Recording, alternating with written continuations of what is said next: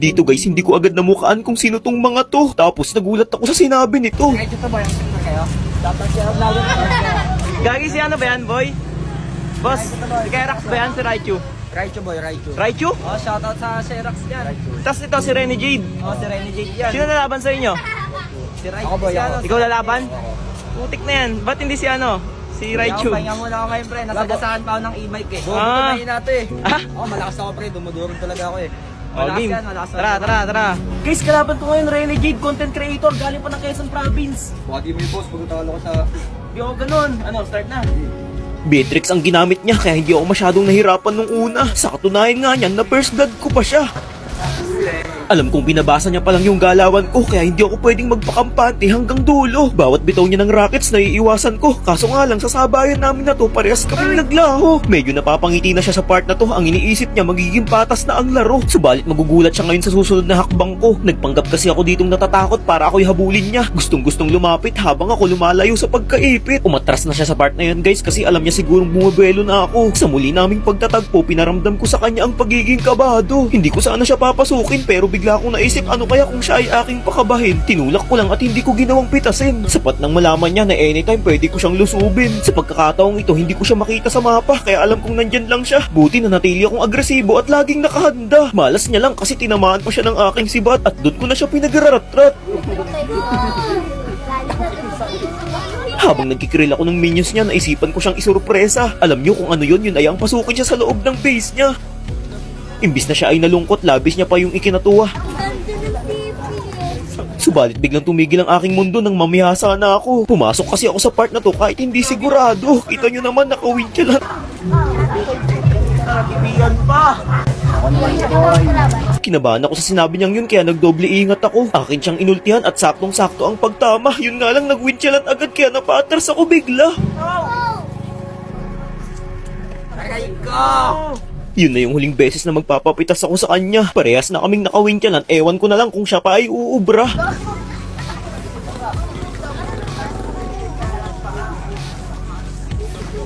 Hindi ko maabot, boy. Ilaw sa akin gago.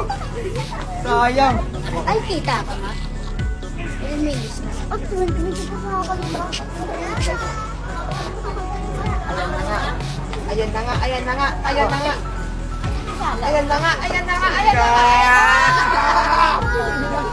Bakit gago? Maganda yung ginawa niyang strategy sa part na to. Habang kinikrill ko kasi mga minions niyang papalabas, andun siya sa mid lane ko nagkiklear din. Hindi po pwede yung ganyan kaya sa aking pag-uwi ako'y napilitan. Panoorin niyo yung gagawin ko dito kapag siya ay aking naabutan. Heto yung malaking pagkakamali niya sa akin guys kasi hindi siya nagmadali mag-recall pa uwi. Nilinis ko lang yung mga minions ko sandali saka ako siya tinuntun kung saan siya nagkukubli.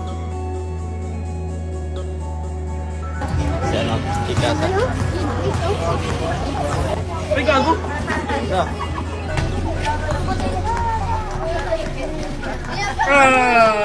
Gong. Rata, boy. Boy, tapos na. Tapre. Wala ka ninabot.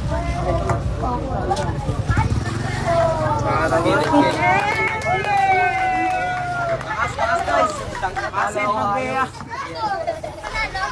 Manala ka, Jay? Halo ako, galing. Inis na inis ako dito guys kasi yung katapat kong Bea ay puro abang lang yung alam niya. Wala siyang ibang inatupag kundi gawin yung ganung bagay. Sa bawat aking pagkabuhay nga yun rin ang aking pagkamatay. Sino ba namang gaganahan kapag yung katapat mo ganito? Sobra akong napikon kaya napa-okay na lang ako sa kanya. Hiyang-hiya ako sa aking mga kasama kaya sumegway na lang ako para naman ako'y makatulong kahit na papaano. Feeling ko kasi guys naiinis na yung mga kakampi ko sa part na to. Naging feeder kasi ako. Sa puntong ito alam kong papunta na yung mga kalaban sa akin. Krinil ko lang yung minions tapos ako'y umatras na rin. Hindi ko naman nakalain na ako'y kanilang hahabulin. Nag-prickle agad yung Bea sa harapan ko. Parang kanina pa nang gigigil sa akin to. Pero sabi ko, sige lang, le-late gamean ko na lang. Nang mapadpad ako dito sa top, sinalubong agad ako ni Franco sabay kagat. Awit talaga kahit saan ako magpunta, napakaalat. Panay pa nga ang recall nila dito. Tuwang-tuwa, akala mo naman talaga mananalo. Wala talaga akong kalawa sa kanila, saan man ako lupalot magpunta. Sa tuwing napipitas nila ako, para silang nanalo sa loto. Kung tumipi nga sila, wagas. Pwes, ito na ang inyong wakas. Inumpisahan ko na nga mag-focus dito guys. Buenas, si Alorot agad ang tinamaan. Nasa recall niya na ako nang hindi niya namamalayan. Kaya agad ko rin siyang nabigyan. Gusto niyo pala ng tagu-taguan? Pwes ako naman ngayon ang magtatago sa damuhan. Pagkakita ko pala kay Bea, sinibat ko na at hindi na nakagalaw pa. Nagpadilim pa yung Hellcourt dyan, partida. Hindi ako nag-back dito guys kasi may sanib yung Angela. Sayang naman 'di ba? Kaya pinilit ko nga bully yung Eve nila. Laking gulat niya, sinusundan ko pala siya.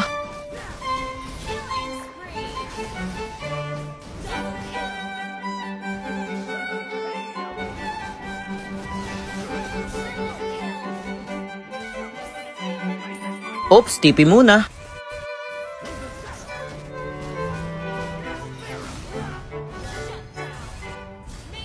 Ay, baka cheek yun. Sa pagkakataong ito, wari ko ang mga kalaban ay labis ng kinakabahan. Di yata nila lubos maisip na akin ng gagalingan. Hindi muna ako umalis dito. Gusto ko kasing ipamukha sa kanila na hindi ako pwedeng yabang-yabangan sa una. Kaso nga lang guys, sinisigawan na ako dito ng nana. Sabi niya atras na. Baka daw kasi matalo pa. Grabe, parang walang tiwala to sa bida. Hala, ang dilim, wala ko makita. Bakit kaya nag-aatrasan yung aking mga kasama? Eh, nandito na ako sa rikulan nila.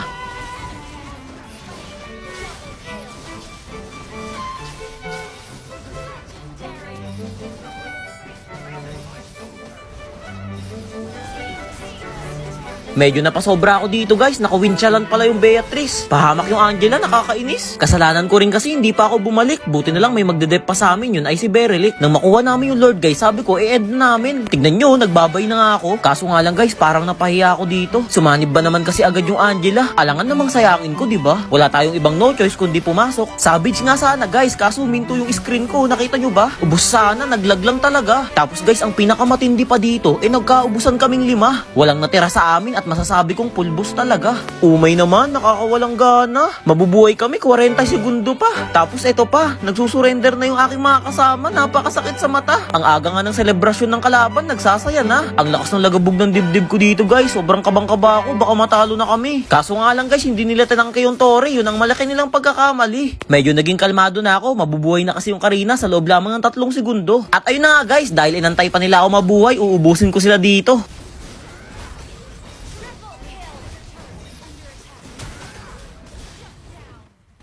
Eh, dahil sa akin, nakamaniac. Kaya sinabi ko na sa kalaban, iyak. Nawalan na nga pala sila ng gana dito guys at napasurrender na lang. Yan kasi kanina inuna nyo pa yung yabang. Easy win na naman kay Mobile Legends Bang Bang. Kaya kayo guys, wag agad kayong susuko kapag mouse cube ang inyong gamit. Kasi pag umabot ng late game, ang victory ay inyong makakamit. Kung inaangasan kayo ng kalaban sa una, hayaan nyo lang sila.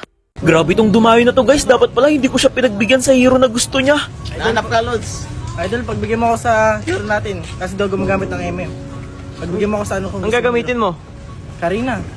Ay, hindi ako lumalaban ng MM to MM lang. Yung idol, galing pa ako mo, galing pa ako school. Sige, tara. Pagkatalo mo ako dito, sasagutin ko yung allowance mo ng 1 linggo. Sige idol, bibigyan kita ng magandang laban. Guys, hindi pwede ibang hero. Pinagbigyan ko lang siya dahil nanggaling pa daw siya sa malayo. Nung una, nagagawa ko pang tumipi-tipi sa kanya. Kasi ang nasa isip ko, bonus round lang naman niyang Karina. Sa unang sabayan namin, kitang-kita naman ng dalawa yung mata kung paano siya malugi sa akin. Tignan nyo mabibigyan ko na dapat siya dyan. Pero nagtaka ko bakit parang hindi siya tinatablan. Ang nangyari tuloy, ako pa ang nabigyan. Pati yung mga nanonood napapasigaw, akala yata nila dito na ako matatalo. Napagtanto ko guys, lugi pala talaga ako dito kasi nga yung first kill ni Karina immune. Awit naman, sisi tuloy ako ngayon. Lugi talaga, Karina ba naman ang ginamit eh. Ultimo sa mga blue blood ko, hindi niya ako binibigyan. Kapag nagtangka akong kunin, kanya pa akong babalikan.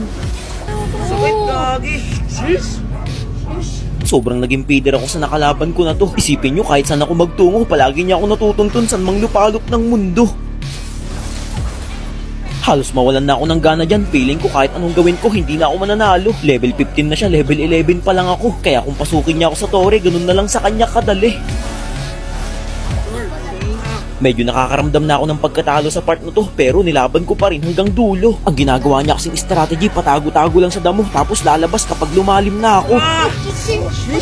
0-6 na yung score ko dyan guys, kaya dapat makabawi na ako. Masyado nga namiyasa pasok na lang ng pasok, kala niya araw-araw Pasko. Masyado ka ng malalim iho.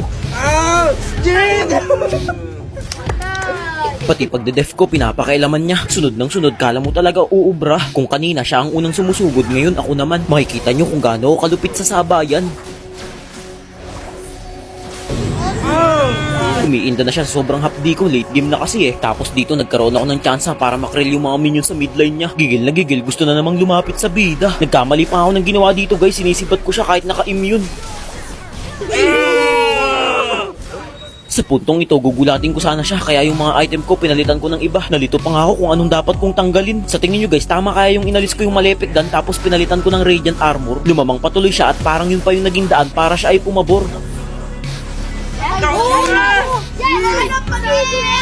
Kung maririnig nyo ang agang nagdidiwang ng mga manonood, ang akala kasi nila ito na ang una kong pagkatalo. Ang hindi nila alam, magaling ako pagdating sa ganitong komplikado. Tamang dep na lang ako dyan guys, at kung mapapansin nyo, tinitipihan nyo na lang ako dyan. Kilala nyo naman ako, ayaw na ayaw ko pa naman yung ginaganyan. Konting pagkakamali lang, makikita nyo na ang resulta ng laban. Napakalaki ng pagkakamali niya sa part na to eh. Kita nyo naman, hinayaan niyang bawas-bawasan ko siya. Inultihan ko na kaagad nang mawala yung immune niya, tsaka ako binabad. Diyan na siya nagsimulang mawalan ng pag-asa. Kasi kita nyo naman, 24 minutes na yung nakakalipas, tapos mabubuhay siya sa loob ng 60 seconds. Gaano katagal yan? May binubulong-bulong pa nga siya sa akin yan. Sabi niya, pagbigyan mo idol, huwag mo munang tapusin. Sorry na lang siya kasi hindi ako nagbibigay ng kahit anumang tsansa. Actually, nagkaroon pa rin naman ako ng katiting na konting awa sa kanya. Nag-grill lang ako saglit, tapos sa mga minions ko na pinaubaya. Nagmadali na rin ako pauwi dyan guys, kasi nga yung mga creeps niya sa botline ko ang bibilis. Recall talaga malala, baka yung laban mabaliktad pa eh. Malabo nang umabot siya, napakatagal niya pang makabalik.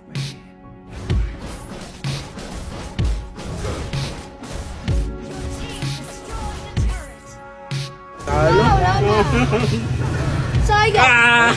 Okay, 142 wins, 0 losses pa rin. Mga gusto lumaban, dayuin nyo na ako dito.